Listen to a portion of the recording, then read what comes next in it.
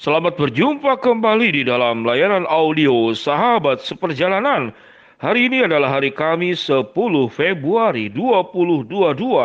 Tema renungan dan saat teduh kita dengan judul Pertolongannya Ajaib. Pertolongannya ajaib. Firman Tuhan terambil dalam Markus pasal yang pertama 40 sampai dengan ayat ke-45.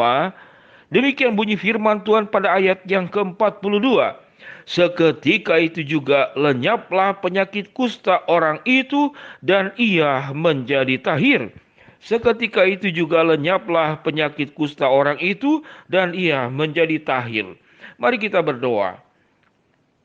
Bapa yang di dalam surga, sungguh tatkala kami mengalami sebuah kesehatan secara menyeluruh dalam hidup kami, maka kami akan mengalami kebahagiaan, kami mengalami kemerdekaan di dalam bergerak, beraktivitas, dan tentunya kami mengalami sebuah titik daripada puncak kehidupan yang terbaik tatkala kami sehat di dalam segala sesuatunya. Dalam nama Tuhan Yesus kami berdoa. Amin. Shalom sahabat seperjalanan yang dikasihi Tuhan, ajaib pertolongannya atau pertolongannya ajaib. Sahabat seperjalanan yang dikasihi Tuhan, orang yang terkena kusta di zaman terdahulu adalah sebuah keajaiban tatkala bisa mengalami sebuah kesembuhan. Karena kusta adalah penyakit menular yang menyerang saluran pernafasan, mengalami infeksi kulit, mengalami kerusakan syaraf, kemudian syaraf itu tidak lagi punya rasa. Lalu kemudian mengalami kelumpuhan otot, lalu pengecilan massa otot. Sehingga orang kusta di zaman terdahulu benar-benar dihindari, diasingkan, melebihi daripada orang yang terkena COVID-19 ataupun Omikron. Sahabat seperjalanan yang dikasihi Tuhan, sedemikian ajaibnya tatkala manusia tidak mampu menyelesaikan banyak persoalan dalam hidup, termasuk pada waktu itu, pada zaman Tuhan Yesus, kusta adalah penyakit yang sangat membahayakan dan dihindari. Tatkala orang kusta berjalan-jalan karena terpaksa lalu bertemu dengan orang, maka orang kusta harus berteriak-teriak, saya kusta, jangan mendekat. Saya kusta, jangan mendekat. Kalau kemudian kita kusta dan tidak memberitahu kepada orang di sekitar kita, kita akan mengalami bahaya, mungkin juga akan dihukum mati. Sahabat seperjalanan yang dikasihi Tuhan, kusta adalah gambaran penyakit, namun kusta juga adalah gambaran kehidupan di mana kita memang itu dihindari oleh orang lain. Kita ditinggalkan oleh orang lain karena mungkin kelakuan kita yang buruk, masa lalu kita yang mungkin julukan-julukan tertentu yang dihindari. Jangan bergaul dengan dia, itu orang tuanya perampok. Jangan bergaul dengan dia, mamanya tidak setia, tukang gonta-ganti pasangan. Jangan bergaul dengan dia, dia itu suka hutang. Jangan bergaul dengan dia karena dia bodoh, nanti kamu ketularan bodoh. Jangan bergaul dengan dia karena mulutnya jahat, tukang fitnah, tukang gosip. Jangan nanti kamu tertular kusta kehidupan yang tidak membawa kebaikan, namun merusak kehidupan kita. Sahabat perjalanan yang dikasihi Tuhan, berbicara tentang kusta, berbicara tentang banyak aspek dalam hidup kita yang sulit diubah, dan itu merugikan kita dan juga merugikan orang lain. Kita berjuang untuk menghindarinya, kita juga berjuang, orang lain juga berjuang untuk tidak dekat-dekat dengan kita.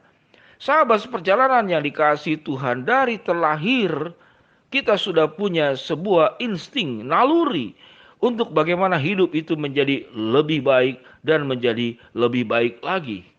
Gambaran penyakit kusta tidak hanya berbicara tentang penyakit, namun juga berbicara tentang keburukan di seluruh area kehidupan ini. Sahabat seperjalanan, kalau kita sadar bahwa sehat itu mahal, sehat itu penting, sehat itu adalah bentuk kebahagiaan, dan sehat itu yang membuat kita bersuka cita, dan sehat itu akan membawa berkat kepada dirimu dan kepada siapapun juga. Dengan demikian sahabat seperjalanan, biarlah kita terus berjuang bagaimana menjadi pribadi-pribadi yang sehat. Dari banyak renungan sahabat seperjalanan tentang ketidaksehatan dalam kehidupan yang ragamnya.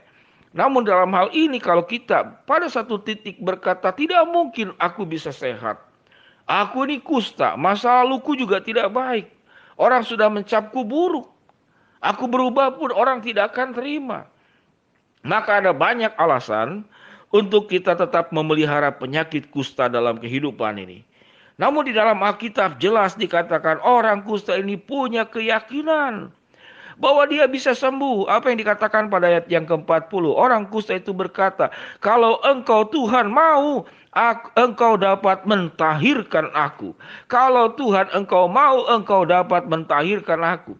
Ada sebuah sikap hati daripada orang kusta ini sangat percaya dan meyakini kalau Tuhan menolong dengan pertolongannya yang ajaib, maka tidak ada perkara yang tidak bisa diubah. Tidak ada perkara yang tidak bisa dibuat menjadi baik. Seburuk apapun, tatkala Tuhan menjamah, maka Tuhan bisa membuat segala sesuatu yang buruk itu menjadi baik.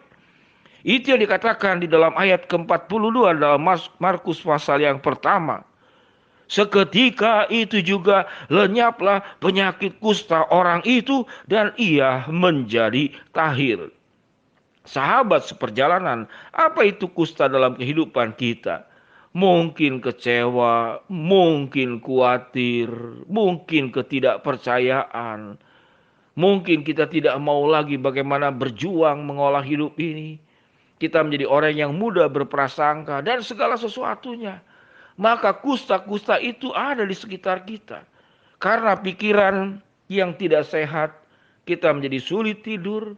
Karena pikiran dan perasaan yang tidak sehat, lalu kita cari pelampiasan, bermabuk-mabuk, menyukai satu hobi secara berlebihan, workaholic dan segala sesuatunya.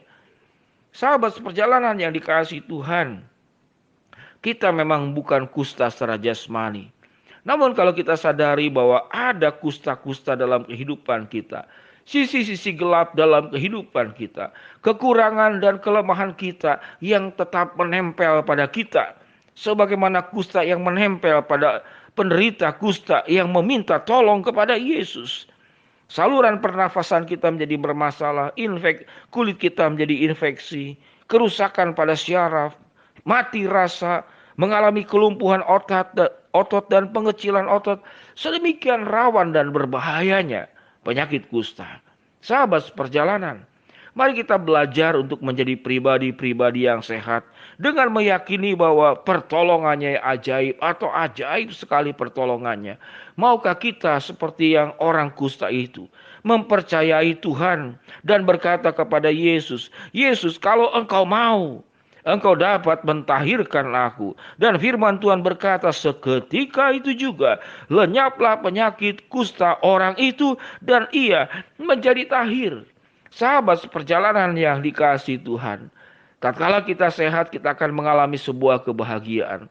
Mari kita belajar untuk membuang segala hal kusta-kusta dalam kehidupan kita.